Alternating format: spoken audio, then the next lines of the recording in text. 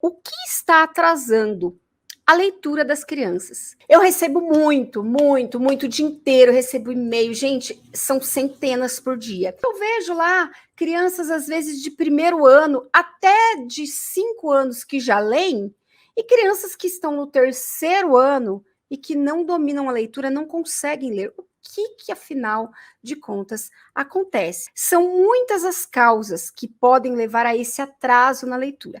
A número 1, falta de preparo na primeira infância. Gente, não tem como eu falar de alfabetização sem passar pela infância, sem passar pela educação infantil, sem passar pela pré-alfabetização. Pois é, às vezes, as professoras lá da educação infantil, e se você é uma professora de educação infantil, você sabe do que eu estou falando, são muito negligenciadas. Esse grupo de crianças, essa parte, né, da pré-alfabetização, onde ali nós temos professoras, muitas crianças, muitas vezes acontece 2 fatos nesse momento aí da pré-alfabetização. O primeiro é escolas, ideias que acham que essas crianças têm apenas que brincar. Então, na pré-alfabetização, tem-se aquela ideia de que, deixa a criança brincar, deixa a criança explorar, aí leva a criança ou conduz esse momento com a criança de maneira que essa criança sempre o quê? Brinca. Brincar é importante, é fundamental. Aliás, a criança, ela deve aprender brincando. É como diz Platão, as crianças devem aprender como se estivessem brincando. Então, sim, a gente vai entregar para essa criança um conteúdo de valor, mas ao mesmo tempo a gente vai fazer com que elas brinquem. Agora, o problema é quando a gente deixa que essas crianças apenas brinquem, sem dar um conteúdo mais explícito. E isso inclui uma coisa muito ruim, que é não ter contato com livros. Não é só o fato de você entregar um livro para aquela criança e a criança ficar ali explorando ou brincando com o livro. Eu estou falando da falta da leitura em voz alta. É algo extremamente importante e muitas vezes esquecido pelas educadoras. Você quer formar um bom leitor?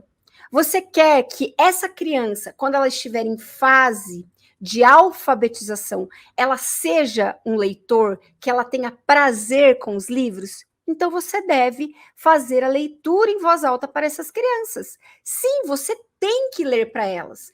Você tem que mostrar para essa criança que ler, que estar ali com um livro nas mãos e decifrando aquela história e levar a criança para esse mundo imaginativo, onde ela tem que criar na mente dela como é aquele personagem que você está ali com a sua voz contando para ela. Então você está lendo no livro que existe um monstro, que esse monstro é verde. Mas que esse monstro, ele tem um nariz comprido e ele tem dentes que saem da boca. Cada criança vai pensar num monstro verde com os dentes que saem da boca. Eles não são iguais. A criança, ela vai pensar nesse monstro baseado naquilo que ela tem guardado, nas experiências que ela já teve, inclusive experiências significativas, para criar esse monstro. A leitura em voz alta faz isso, coisa que a TV não faz, um celular não faz, assistir um filme pronto não faz. Leitura em voz alta. Nós devemos ler muito para as crianças na pré-alfabetização, para que a gente possa começar, então, a criar com essa criança uma experiência significativa com a leitura, para que quando chegue a vez dela ler para nós, ela já tenha tido uma experiência tão boa que ela se sinta desejosa em fazer aquilo. Porque às vezes não é só a criança conseguir decodificar, ou seja, ela conseguir olhar ali aquela palavra e decifrar o que está escrito. O gostar de ler, ele nasce até antes da criança ter contato com as letras. Ele nasce dessa experiência significativa, que a gente vai criar lá na pré-alfabetização, quando a criança é bebê. Aí vem o outro ponto. da primeira infância, da pré-alfabetização, que é aquela corrida maluca, aquela corrida desenfreada, aquela corrida doida, aquela corrida desnecessária, para que a criança que está no período de pré-alfabetização já comece a ler e escrever, ou melhor ainda, comece escrevendo. Há uma inversão das coisas, porque antes da criança se tornar um escritor, ela conseguir escrever, ela precisa o quê? Dominar a leitura. Mas o que acontece? O que a gente vê por aí?